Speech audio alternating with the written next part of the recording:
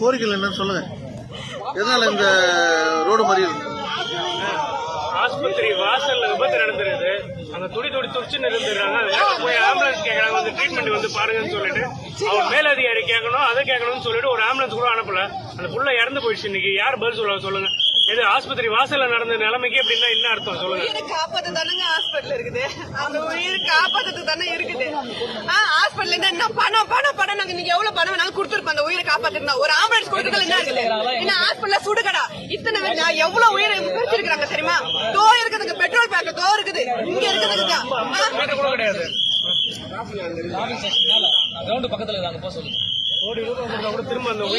பாண்டிச்சேரியில இதுக்கப்புறம் east cost hospital இருக்க கூடாது. பாண்டிச்சேரியில மூலகுளத்துல இருக்கிற ஈஸ்ட் கோஸ்ட் ஹாஸ்பிட்டல் இருக்க சீல் வைங்க. அது ஹாஸ்பிட்டலே கிடையாதுங்க.